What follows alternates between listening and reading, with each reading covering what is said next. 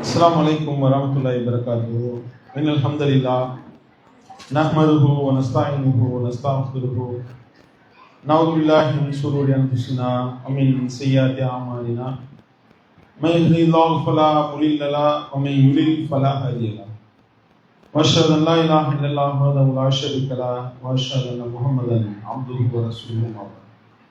எல்லாம் அல்ல அல்லாஹ்வின் நல்லடியார்களே, சகோதர சகோதரிகளே, அல்லாஹ்வுடைய மகத்தான கிருபையை கொண்டு ரமலான் மாதத்தினுடைய இரவு தொழுகையை நிறைவேற்றிவிட்டு நாம் எல்லாம் இங்கே ஒன்று கூடியிருக்கின்றோம். திருமறை குர்ஆனுடைய வசனங்களும் அதன் பின்னணியும் அதிலிருந்து நாம் பெற வேண்டிய படிப்பினைகளும் என்ற தலைப்பின் கீழே தொடர் உரையாக திருமறை குர்ஆனுடைய வசனங்களுக்கு உண்டான விளக்கங்களை நாம் அறிந்து வருகின்றோம். அதில் நேற்று அதற்கு முந்தைய தினம் தொடர்ச்சியாக குல்லவுது பிரபில் ஃபலக், குல்லவுது பிரபின் நாஸ், இந்த இரண்டு முஅவிதத்தைன் என்று சொல்லப்படக்கூடிய பாதுகாவல் தேடக்கூடிய இரண்டு அத்தியாயங்கள் குறித்த விளக்கங்களை நாம் அறிந்தோம்.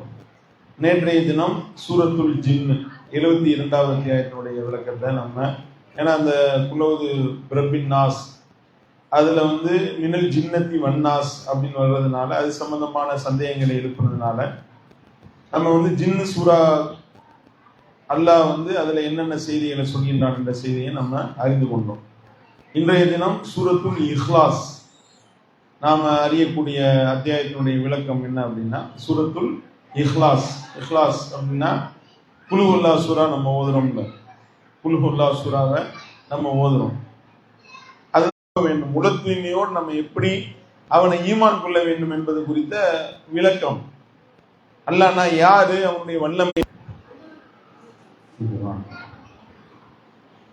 இந்த சூரத்துல் இஹ்லாஸ் அல்லாஹ்வுடைய வல்லமையை, அவனுடைய தனித்துவத்தை, அவனுடைய மகத்துவத்தை, அவனுடைய தனிப்பெரும் ஆற்றலை, அல்லாஹ்னா யாரு, அவன் எப்படிப்பட்டவன் என்பதை நமக்கு தெளிவுபடுத்தக்கூடிய ஒரு அற்புதமான ஒரு அத்தியாயம். பல பேரும் நம்மள இந்த அத்தியாயத்தை மனப்பாடம் செய்யாதவர்கள் யாருமே இருக்க மாட்டோம். அந்த அளவுக்கு குல்ஹுல்லா சூரா தெரியாதால் யாரும் இருக்க மாட்டோம், சரியா? ஆனா அதுக்கு அர்த்தம் தெரியுமா அப்படின்னு கேட்டா டவுட்டு தான். எத்தனை பேருக்கு தெரிஞ்சிருக்கு சொல்லும், கை தூக்குவோம். தெரிஞ்சாரு அர்த்தம், குல்ஹுல்லா சூராக்கு அர்த்தம் தெரிஞ்சோம். சரி, அதுலயும் ஆவாசி தெரிஞ்சதான் கை தூக்குறாங்க. தெரிஞ்சாலுன்னா எல்லாரும் கை தூக்கணும்ல. அப்ப இதுலயும் நம்ம அர்த்தத்தை விளங்காதவர்களாக நிறைய பேர் இருக்கின்றோம். அதனுடைய அர்த்தத்தை நம்ம விளங்கினாதான் அல்லாஹ்னா யாருன்னு நம்ம விளங்க முடியும். அதை விளங்கிக்கிறோம். முதல் அல்லாஹ்னா யாருன்னு தெரிஞ்சாதான் அவனை வணங்கி வழிபட முடியும். அவனுக்கு இணை கற்பிக்க கூடாது அப்படின்னு ஒரு விஷயத்த நம்ம தெரிகிறதா இருந்தா அல்லாஹ்வுடைய வல்லமையை கொண்டு போய் வேற யாருக்கும் கொடுக்க கூடாது.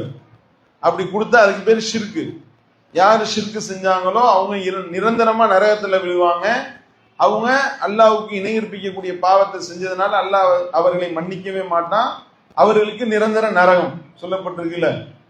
ஒரு ஆளு ஷிர்கு வைக்காம இருக்கணும் அப்படின்னா அல்லாஹ்னா யாருக்கு முதல்ல தெரியும். அல்லாஹ்னா யாருன்னே தெரியாம அல்லாஹ்க்கு ஷிர்கு வைக்காம எப்படி இருக்க முடியும்? அல்லாஹ்வுடைய வல்லமையை விளங்கி இந்த வல்லமையை வேற யாருக்கும் கொடுக்க கூடாது அப்படின்னு நம்ம நினைச்சு அதை நம்ம விளங்கினாதான் நம்ம அல்லாஹ்வுக்கு இணை கற்பிக்க மாட்டோம். அப்ப இறைவனை மறுப்பதும், இறைவனுடைய தனிப்பெரும் ஆற்றலை மறுப்பதும் ஷிர்கு தான். அது அல்லாஹ்வுக்கு இணை கற்பிக்கிறதோட இந்த இறை மறுப்பு, இறைவனுக்கு இணை கற்பிக்கக்கூடிய ஒரு விஷயம் இறை மறுப்பாகவும் இருக்கின்றது. நான் ஏத்துக்கிட்டு தானே இணை வச்சேன்னு சொல்ல முடியாது, அல்லாஹ்வே மறுத்துட்டான்னு அர்த்தமாயிடும். அப்ப இந்த மாதிரியான அடித்தளத்தை நமக்கு தெளிவுபடுத்தக்கூடிய அத்தியாயம் தான் குல்ஹுல்லா சூரா. எந்த அளவிற்கு அல்லாஹ்வுடைய தூதர் அவர்கள் இதை சிலாயித்து சொல்லி தந்தாங்க இந்த சூறாவை அப்படின்னு நம்ம பார்த்தோம்னா, அதாவது ரசூல் ஸல்லல்லாஹு அலைஹி வஸல்லம் அவர்கள் ஒரு முறை சஹாபாக்கள்கிட்ட கேட்டாங்க, ஒரே இரவுல திருமறை குர்ஆனை உங்களால ஓதி முடிக்க முடியுமா அப்படின்னு கேட்டுட்டு போயிட்டாங்க. சஹாபாக்கள், இது எப்படி ஒரே இரவுல எப்படி ஓதி முடிக்க முடியும்? 30 ஜுஸ்ஸையும் உட்கார்ந்து ஓதுனா ஒரு ஜுஸ்வை நிறுத்தி நிதானமா ஓதனோம்னா 1.25 மணி நேரத்துக்கு குறையாம 1.5 மணி நேரம் நிறுத்தி நிதானமா ஓதனோம்னா. அப்ப 30 ஜுஸ்வை ஓதி முடிக்கிறதுக்கு எத்தனை மணி நேரம் வேணும்? 45 மணி நேரம் ஆகும். 1 மணி நேரம் வச்சாலே 30 மணி நேரம் ஆகும். ஒரே இரவுன்னா இப்ப 6 மணிக்கு ஆரம்பிச்சு விடிய கால 11 மணி நேரத்துல ஒரு திருமறை குர்ஆனை மொத்தமா ஓதி முடிக்க முடியுமா? முடியாது, சாத்தியமே இல்லை.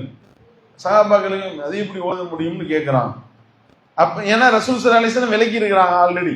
எப்படி விளக்குறாங்க? 3 நாளைக்கு குறைவாக ஒருவர் நான் இந்த 3 நாளைக்குள்ள குர்ஆனை ஓதி முடிச்சுட்டேன்னு ஒருத்தவர் சொன்னார்னா அவரு குர்ஆனை நிச்சயமா விளங்கி இருக்கவே மாட்டார் என்று அல்லாஹ்வுடைய தூதர் சொல்லிவிட்டார். ஒரு ஒரு ஒரு மாசத்துக்கு ஒரு தடவை ஓதி முடிக்கலாம் அதிகபட்சமா, நிறுத்தி நிதானமா ஓதுறதா இருந்தால். ஒவ்வொரு ஜுஸ்வா பிரிச்சு வச்சிருக்காங்கல்ல, அல்லாஹ் ஜுஸ்வா இறக்கல, பாகம் பாகமா அல்லாஹ் இறக்கல. அல்லாஹ் வசனங்களாகத்தான் இறக்கினா, அத்தியாயங்களாக சில அத்தியாயங்களை இறக்கி இருக்கிறான். பாகமா நம்ம பிரிச்சு வச்சது நம்ம வசதிக்கு. ஒவ்வொரு நாளா நம்ம ஒவ்வொரு ஜுஸ்வா ஒரு 30 ஜுஸ்வோட நம்ம முடிச்சிடலாம் 30 நாட்கள், ஒரு மாசத்துக்குள்ள அப்படின்றத ரசூல் ஸல்லல்லாஹு அலைஹி வஸல்லம் ஒரு மாசத்துக்குள்ள ஓது, இல்ல இன்னும் கொஞ்சம் குறைச்சு அப்படின்னு சொல்லி அந்த சஹாபி கேட்கிறாங்க. ஒரு சஹாபி அப்படியே குறைச்சிக்கிட்டே வர்றாங்க. குறைச்சிக்கிட்டே 7 நாள்ல ஒரு வாரத்துல ஓது, இல்ல இன்னும் குறைக்கணும். கடைசியில் ரசூல் தான் சொன்னாங்க 3 நாள்ல ஓதி முடிக்க, அதிகபட்சமா ஒரு ஆள் முடிக்கிறதா இருந்தா. அதுக்குள்ள நான் ஓதி முடிச்சுட்டேன்னு ஒரு ஆள் சொன்னேன் அப்படின்னா நிச்சயமா உனக்கு குர்ஆன் விளங்கலைன்னு அர்த்தம்ட்டாங்க. ஆனா இங்க என்ன நிலவரம் அப்படின்னு பார்த்தா, ஒரே இரவில் திருமறை குர்ஆனை ஓதும் அற்புதம் சபீனா தொழுகை அப்படின்னு போட்டு அவர் அறிவிப்பு போடுறாங்க. என்னப்பா சபீனா தொழுகை? இரவு தொழுகை, தராவியா தொழுகையில ஒரே இரவுல ஒட்டுமொத்த குர்ஆனை ஓதி முடிக்க போறாங்க அப்படின்னு சொல்லி அறிவிச்சு போஸ்டர் ஒட்டி ஆளுகளை கூப்பிட்டு சபீனா தொழுகைன்ற பேர்ல பாத்தீங்கன்னா எக்ஸ்பிரஸ் ஸ்பீடுல வண்டி போகுது. அது இந்த வண்டி போய் ஆக்சிடென்ட் ஆச்சுன்னா எப்படி கவுந்து உழுவுன்னு தெரியாது. நேரா அந்த வண்டி எங்க போகுது அப்படின்னா நரகத்தை நோக்கி போகுது இந்த எக்ஸ்பிரஸ். தராவியா தொழுகின்ற பேர்ல சுன்னத்துல் ஜமாத் பள்ளிவாசல் நடக்கக்கூடிய கூத்து இதுதானே, தெரியுதா இல்லையா? இந்த கிளிப்புகள் கூட வருது. பார்த்தீங்கன்னா 8 நிமிடத்துல 23 ரக்காயத்தை தொழுது முடிச்சு கின்னஸ் சாதனை படைத்து விட்டார்கள். ஏண்டா கின்னஸ் சாதனை படைக்கிற வேலையாடா இது? நீ கின்னஸ் சாதனை படைக்கிறதுக்கு இரவு தொழு அல்லாஹ்வுடைய தொழுகை தான் உனக்கு கிடைத்ததா? எந்த அளவிற்கு பார்த்தீங்கன்னா அந்த கிளிப்பிங்களை பாருங்களேன். அல்லாஹ் அக்பர் அல்லாஹ் அக்பர் அஸ்ஸலாமு அஸ்ஸலாம் முடிஞ்சு போச்சு 2 ரக்காயத். அல்லாஹ் அக்பர் அல்லாஹ் அக்பர் அல்லாஹ் அக்பர் அல்லாஹ் அக்பர் அல்லாஹ் அக்பர் அல்லாஹ் அஸ்ஸலாமு அஸ்ஸலாம் முடிஞ்சு. அப்ப இந்த மாதிரி இவர்கள் தொழுகையை தொழுதார்களே ஆனால் ஃபவைலுல் லில் முஸல்லீன் அல்லதீனஹும் அன் ஸலாத்திஹிம் சாவூன் அல்லதீனஹும் யுராவூன். அல்லாஹ் சொல்லி காட்டுகிறார், தங்களுடைய தொழுகையில கவனம் மட்டும் இருக்கக்கூடிய தொழுகையாளிக்கு கேடுதான், நாசமா போட்டோம்ட்டான்ல. அவர்கள் பிறருக்கு காட்டுவதற்காக தொழுகின்றார்கள். தங்களுடைய தொழுகையில பொடுபோக்குத்தனம், கவனமின்மை, அசட்ட. அப்படி எவன் ஒருத்தவன் சொல்றான் நாசமா போயிட்டான் நல்லா சொல்லிட்டான். அப்ப நம்ம என்ன செய்யணும்?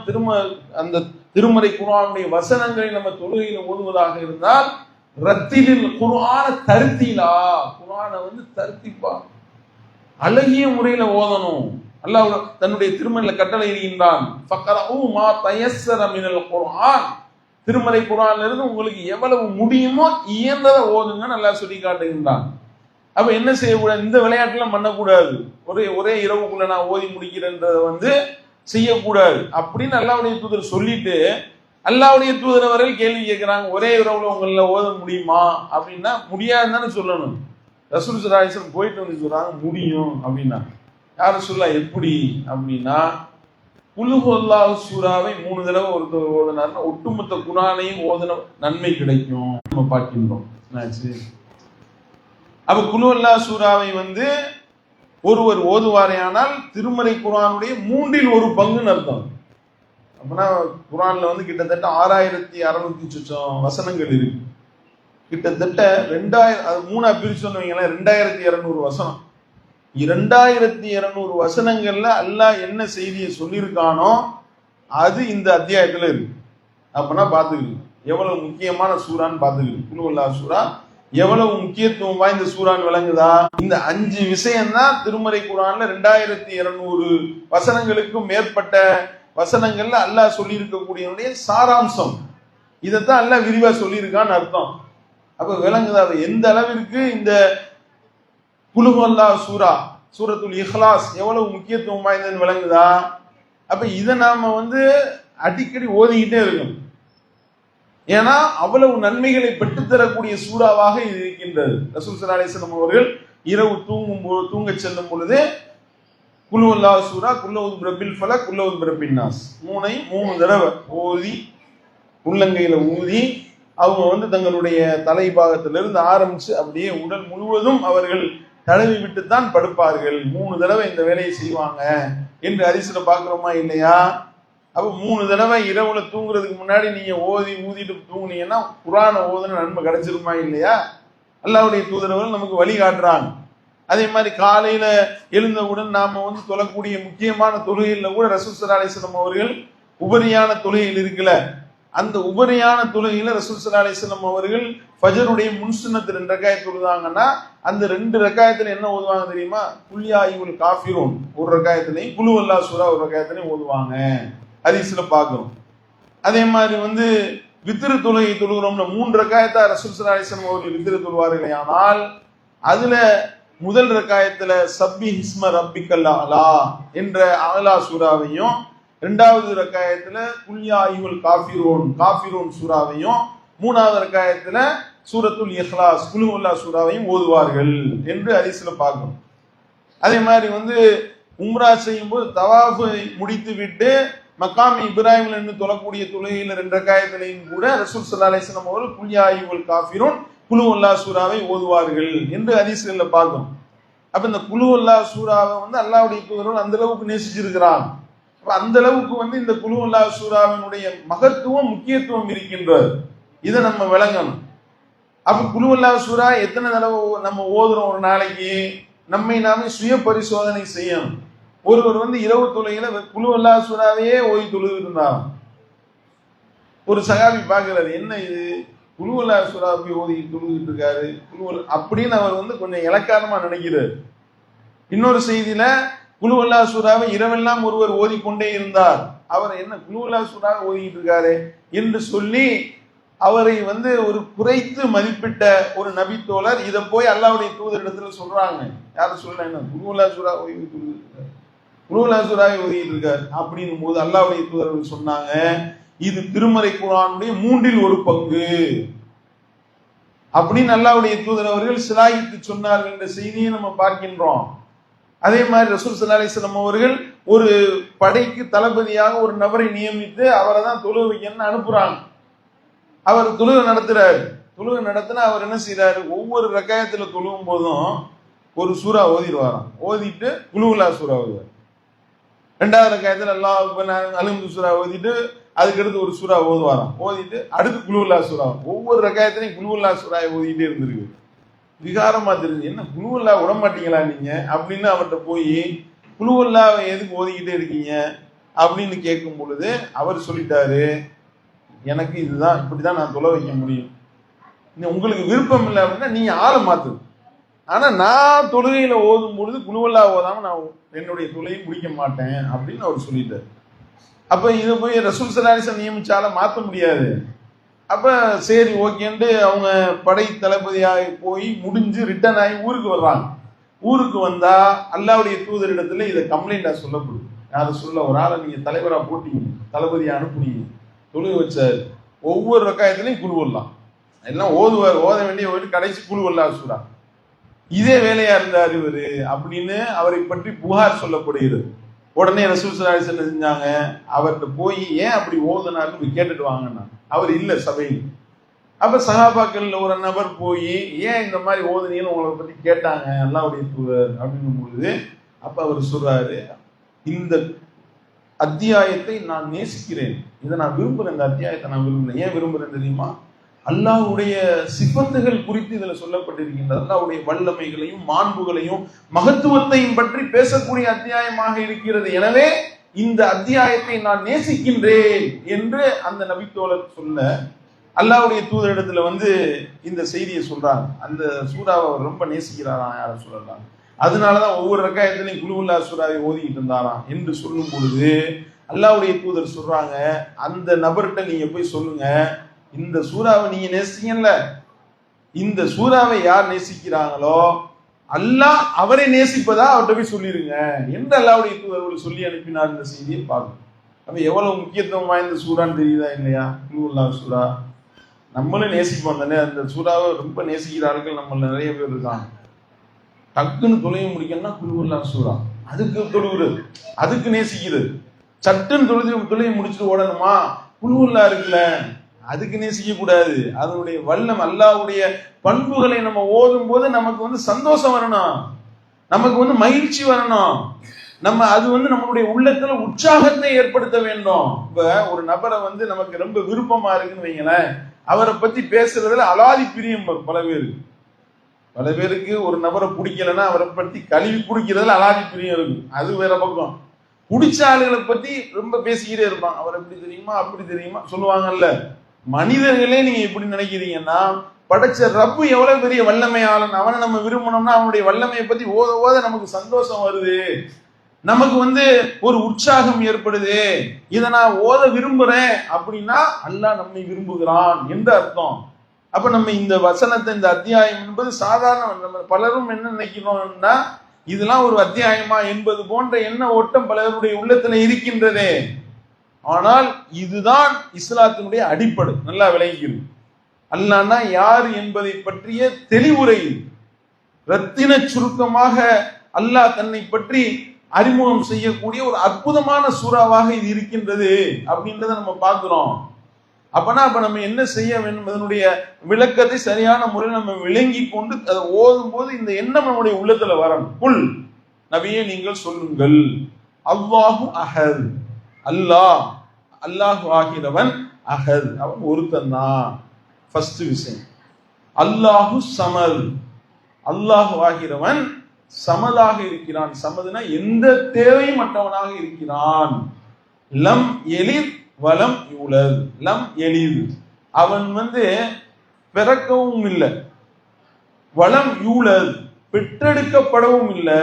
யாரையும் அவன் பெற்றெடுக்கவும் இல்லை, யாராலும் பிறப்படவும் இல்லை. லம் எலித் வலம் யூலத். லம் எலிதுனா அவன் யாருக்கும் பிறக்கல, அவன் பிறந்து வரல, ஒரு வயிற்றுக்குள்ள இருந்து அதுக்கப்புறம் அவன் வெளியே அதுக்கப்புறம் அல்லாஹ் அப்படின்னு ஆனானா அப்படின்னா அப்படி கிடையாது. அப்படி விளங்கிடக்கூடாது. அவன் பெற்றெடுக்கப்படும், வலம் யூலத், பெற்றெடுக்கப்படவும் இல்லை. லம் எலிது, அவன் யாரையும் பெற்றெடுக்கவும் இல்லை, அவனுக்கு ஒரு புள்ள கிடையாது. சாட்டா சொல்றதா இருந்தா அவனுக்கு புள்ள இல்லை, அவனுக்கு அப்பனும் கிடையாது. அப்பன் தகப்பன்னு ஒருத்தன் இருந்தா தானே பெற்றெடுக்கப்பட்டாருன்னு வரும். அவன் அப்படி பெற்றெடுக்கப்பட்டவனா இருந்தா அவர் பெரிய ஆளா போயிடுவார்ல. கடவுளே ஒருத்தர் பெற்றார்னா அவர் அவன் பெறவும் இல்லை, பெறப்படவும் இல்லை, எந்த பிள்ளையையும் பெறவும் இல்லை, எவராலும் பெறப்படவும் இல்லை. வலம் யகுல்லஹு குஃபுவன் அஹத், அவனுக்கு ஒப்பாக நிகராக எந்த ஒன்றும் கிடையாது. கடைசியா சொல்லி அல்லாஹ் ரத்தின சுருக்கமா முடிக்கிறது. அப்ப இதை நம்ம சரியான முறையில விளங்கினாதான் அல்லாவை பற்றிய அறிவு இருக்குன்னு அர்த்தம்.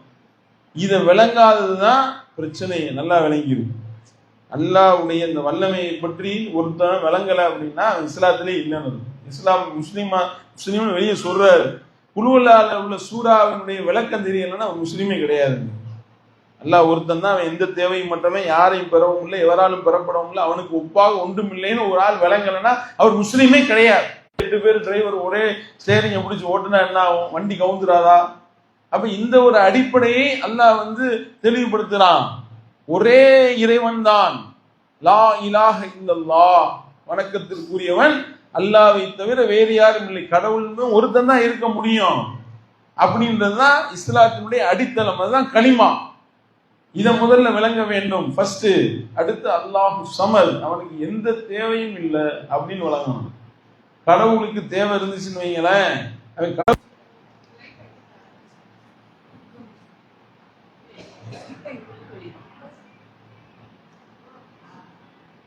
அப்ப நம் மனிதனாக இருக்கக்கூடியவனுக்கு தேவை, இதெல்லாம் தேவை. இப்ப நம்ம ஒரே இடத்துலயே ஒரு 10-15 மணி நேரம் உட்கார்ந்து இருந்தோம்னு வைங்களேன், தூக்கம் வருமா இல்லையா? அப்ப தூக்கம் தேவை, நமக்கு தூக்கம் தேவை, நமக்கு ஓய்வு தேவை, அசதி தேவை. அசதி வந்துடும், நமக்கு ரெஸ்ட் எடுக்கணும். ஒரே இடத்துல நின்றுகிட்டே இருக்க முடியுமா? ஒரு 24 மணி நேரம் நில்லுங்கன்னா அவ்வளவுதான், ஆள் விழுந்துடுவார். அப்ப அவருக்கு அசதி தேவை, தூக்கம் தேவை. தூக்கம் இல்லாட்டி 3 நாள் தூங்காம இருந்தா பைத்தியம் ஆயிரும். யதார்த்தம் தான். ஒரு ஆள் 3 நாள் தூங்க விடாம ஒரு ஆளை போட்டு அடைச்சு டார்ச்சர் பண்ணோன்னு வைங்களேன், 4வது நாள் ஆள் கன்ஃபியூஸ் ஆயிடுவார். ஏன்னா தூக்கம் தான் ரெஸ்ட். அப்ப தூக்கம், மனுஷனுக்கு தூக்கம் தேவை, ஆனா அல்லாஹ்க்கு அது தேவை கிடையாது. லா தஹுதுஹு சினத்தும் வலா நௌம், அவனை வந்து தூக்கமும் அவனை அண்டாது, அசதி கூட அவனுக்கு வராது. அவன் அசதி, அவனுக்கு வந்து ஓய்வுலாம் தேவையில்லை. அவன் வந்து ஒவ்வொரு நொடியும் தனது அலுவலில் இருக்கின்றான். அப்படிப்பட்டவன் தான் அல்லாஹ். அதே மாதிரி வந்து அவனுக்கு எந்த மனைவி தேவையில்லை. மத்தஹத சாஹிபத்தம் வலா வலதா, கடவுளுக்கு வந்து மனைவி தேவையா, மகன் தேவையா? கிடையாது. நம் மனிதனுக்கு மனைவி தேவைன்னா, ஒரு வாழ்க்கை துணை தேவைன்னா அவனுக்கு உடல் தேவை இருக்கு, அதனால தேவை. கடவுளுக்கு தேவையா? ஆனா எல்லாத்தையும் தவறாக மக்கள் வந்து என்ன செய்யறாங்க, கடவுளுடைய இலக்கணத்தை விளங்காம கடவுளுக்கு சாப்பாடு கொடுக்கக்கூடியதெல்லாம் இருக்கு. கடவுளுக்குன்ட்டு என்ன செய்யறாங்க, சாப்பாடு ரெடி பண்ணி கடவுளை போய் சாப்பிட சொல்றாங்க. சாப்பாடு வைக்கும் போது அந்த திரையை இழுத்து விட்டுருவாங்க, அவர் அவங்க தெரியாம சாப்பிட்டுட்டோம் அப்படின்ட்டு. பாக்குறோம்ல, அவரு தேவை, அவர் நம்ம சோறை ஆக்கி கொடுத்து திங்கிற அளவுக்கு அவர் இருக்காரு. அவர் தான் உணவளிக்கப்படுகிறது, அவன் தான் உணவளிக்கிறான், அவனுக்கு யாரும் உணவு கொடுக்கறது இல்லைன்றான்ல. இங்க கடவுளுக்கே தயார் பண்ணி சாப்பாடை கொடுக்கறது. இப்ராஹிம் அலைஹிஸ்ஸலாம் என்ன செஞ்சாங்க தெரியுமா? புரிய வைக்கிறதுக்காக, மக்களுக்கு புரிய வைக்கிறதுக்காக சாப்பாடு ரெடி பண்ணிட்டு அந்த சிலைகளை தானே வணங்கி கடவுள்னு சொல்லி இருந்தாங்க. நேரா போய் அந்த சிலை முன்னாடி வச்சு தின்னுங்க அப்படின்னா, சாப்பிடுங்கப்பா அப்படின்னா, திங்க மாட்டீங்களா அப்படின்னு கேட்டிருக்கிறான். என்ன அர்த்தம்? நீ தின்னுன்னு சொல்றது இல்ல, உனக்கு நீ ஒரு மண்ணுன்னு சொல்றது, சரியா? உனக்கு ஒண்ணுமே கிடையாது, உனக்கு எந்த ஆற்றலும் கிடையாதுன்றத மக்களுக்கு புரிய வைக்கிறதுக்காக செய்யறாங்க. எல்லா மக்களையும் நிப்பாட்டி வச்சுக்கிட்டு இந்த வேலை, சிந்து பேச மாட்டீங்களா, ஒன்னத்தையும் பேச மாட்டீங்க, வாயத்தோடு பேச மாட்டீங்க அப்படின்றாங்க. எவ்வளவு ஒரு உறுதிப்பாடு பாருங்க. அப்ப நாம வந்து கடவுளுக்கு வந்து சாப்பாடு தேவை, தூக்கம் தேவை, தண்ணி தேவைன்னா என்ன யோசனை பண்ணி பாரு. எப்படி அவன் கடவுளா இருக்க முடியும்? தூக்கக்கூடியவன் கடவுளா இருப்பானா முதல்ல? அப்படின்னா அந்த உலகத்தை அண்டசராசரங்களை இயக்குறது யாரு? டிரைவர் வந்து வண்டி ஓட்டிட்டு போயிட்டு இருக்காருங்க, தூங்கிட்டாருன்னா என்ன ஆகும்? வண்டி கவுந்துரும்ல. கடவுள் வந்து 2 மணி நேரம் 12 மணி நேரம் படுத்தாருன்னா முடிஞ்சு போச்சு. பூமி சூரியன் இயங்குறது எப்படி இயங்கும்? ஆனா என்ன நம்புறாங்க தெரியுமா? காலையில 6 மணிக்கு எந்திரிச்சோன்னே 5 மணிக்கு கடவுளை எழுப்பி விடுறதுக்கு ஒரு பாட்டு போடுறாங்க. அந்த பாட்டை போட்டோடனே தான் கடவுள் எழுந்திருப்பார். இப்படி ஒரு கடவுள் இருந்தாருன்னு வைங்களேன், அவர் 2 மணி நேரம் தூங்க போட்டு நம்ம செய்யறதெல்லாம் செஞ்சுட்டு அதுக்கப்புறம் எழுப்பும்தான். அப்படின்னா என்ன ஆகும்? அப்ப கடவுளை பற்றிய அறிவு இல்லை, கடவுளை மனிதர் மாதிரி நினைக்கிறாங்க. மனிதரை போன்று நினைத்து இந்த ஒரு 2 வாரத்துக்கு முன்னாடி ஒரு வடநாட்டில் நடந்த சம்பவம் தான். சிலையை வந்து அடிச்சு நொறுக்கி இருக்கின்றாரு. உடனே முஸ்லிம்கள் மேல வந்து பலியை போட்டு முஸ்லிம்கள் தான் இந்த வேலையை செஞ்சாங்க அப்படின்னு சொல்லி 4 முஸ்லிம்களை வந்து கைது பண்ணிட்டாங்க. இவங்க இதுதான் செய்வாங்க, வேற வேலை இல்லையில. கடைசியில சிசிடிவி கேமரா எல்லாத்தையும் வச்சு செக் பண்ணி எவன்டா அந்த சிலையை டேமேஜ் பண்ண, எவன் அடிச்சு நொறுக்குனதுன்னு பார்த்தா, கோயிலுக்கு சாமி கும்பிட வந்த ஒரு இந்து சகோதரரு. அவர் உள்ள போய் அடிச்சு நொறுக்குறாரு, வெளியே வர்றாரு. ஆளை கை மூலமா பிடிச்சி ஆளை தூக்கி உள்ள வச்சு விசாரணை பண்ணியிருக்கேன், எதுக்கு நீ உடைச்ச அப்படின்னு. நான் 2 வாரமா பிரார்த்தனை பண்ணிக்கிட்டே இருக்கேன், இவர் கொடுக்குற மாதிரி தெரியல, அதோட எனக்கு கடுப்பாகி போச்சு, நொறுக்கிட்டேன் அப்படின்ட்டு. அவனை கடவுளை பத்தி என்ன நினைச்சு வச்சிருக்க நீன்னு? ஒருத்தன் வந்து தேங்காய் வாங்கிட்டு போயிருக்கான். இதுவும் இங்க தமிழகத்தில் நடந்தது, இது வட மாநிலத்தில் நடந்தது. அப்புறம் வந்து ஏன்னா இது கிடக்குடா முஸ்லீம்களை பிடிச்சிங்கன்னு சொல்லிட்டு மக்கள் கேள்வி கேட்டு சமூக வலைதளங்களை பரவுச்சு. தமிழ்நாட்டில் நடந்த சம்பவம். தேங்காயை எடுத்துக்கிட்டு உடைக்கிறதுக்கு போறாரு, போய் தேங்காயை கீழே உடைக்காம நிலையில எரியுதாரு, நொறுங்கிடுது. ஆளை பிடிச்சி கைது பண்ணி, என்னடா ஏன்டா அப்படி பண்ண அப்படின்னா, கோரிக்கையை வச்சுக்கிட்டே இருக்கேன், கேட்கலாம் இல்லை, ஒன்னும் வந்து தரமாட்டேன்ற. நானும் கேட்டுக்கிட்டே, கேட்கிறாள்கிட்ட நீங்க கேட்கணும், இறைவன்டையில நீங்க கேட்கணும். நீ வந்து கற்சிலைகள்கிட்ட கேட்டா எப்படி கிடைக்காது? விலங்கலையில. அப்ப கடவுளை தாக்கிய நபர் கைதுன்னு போடுறாங்க. அது இப்படி கடவுளை எப்படியா தாக்க முடியும்? அப்ப இது எந்த அளவிற்கு இவர்கள் வந்து இறைவனை பற்றிய ஞானமற்றவர்களாக இருக்கின்றார்கள். அவர்கள் இறைவனை கண்ணியப்படுத்த வேண்டிய விதத்தில் கண்ணியப்படுத்தவில்லை. அல்லாஹ் சொல்லி காட்டுகின்றானா இல்லையா? அப்ப அல்லாஹ்னா யார்? அவனுக்கு உண்டான கண்ணியத்தை கொடுக்கணுமே, கண்ணியத்தை கொடுக்க மறுக்கின்றார்கள். ஒண்ணும் இல்லைங்க, கொரோனா பரவுதுங்க, எல்லாரும் கொரோனா தடுப்பூசி போடுறோம், மாஸ்க் போடுறோம். வடநாட்டுல கற்சிலைகளுக்கு கடவுளுக்கு வந்து முதல்ல கொரோனா ஊசி போடணும் அப்படின்னு சொல்லிட்டு ஊசியை போட்டுக்கிட்டு இருக்காங்க, மாஸ்கை போட்டு வச்சிருக்காங்க.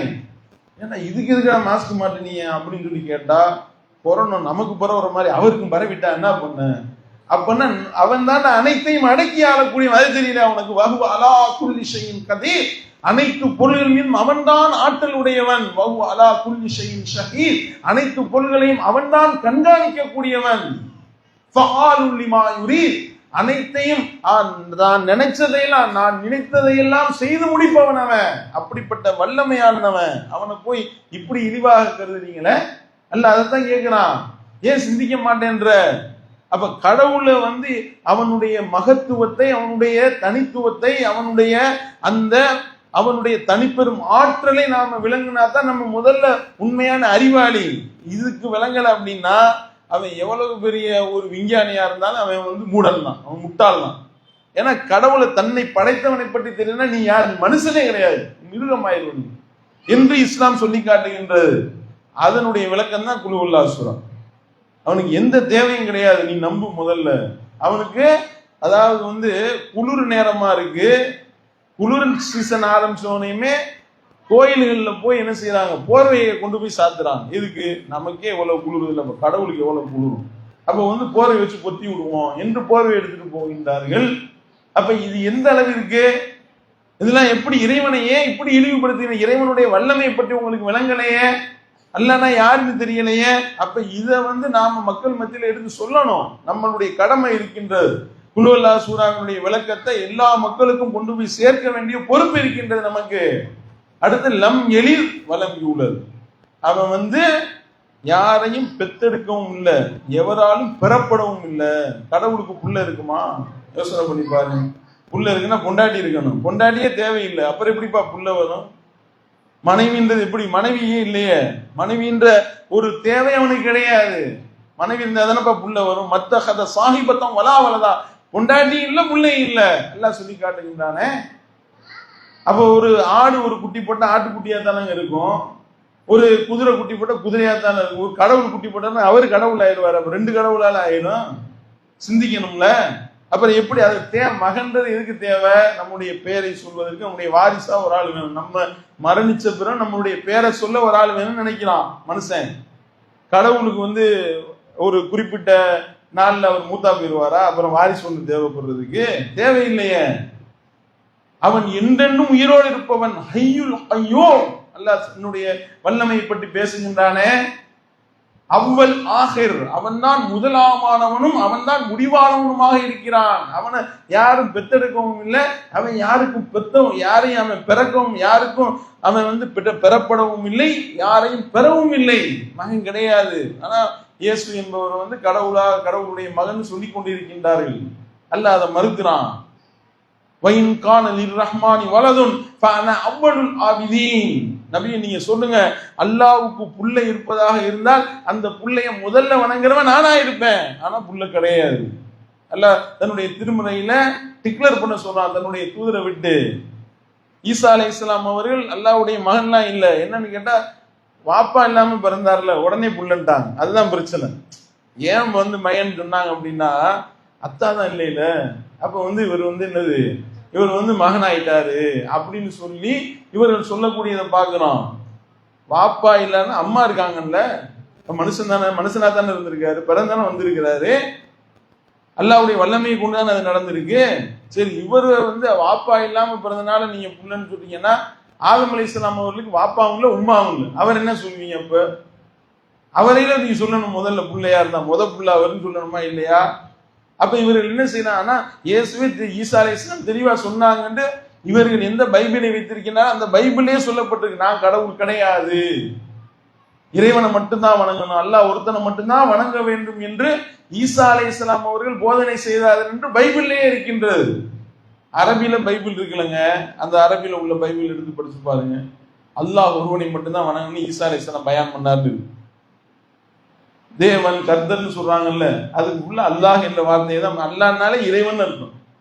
கடவுள் இங்கிலீஷ்ல இறைவனுக்கு என்ன சொல்றோம்? காடுன்னு சொல்றோம்ல.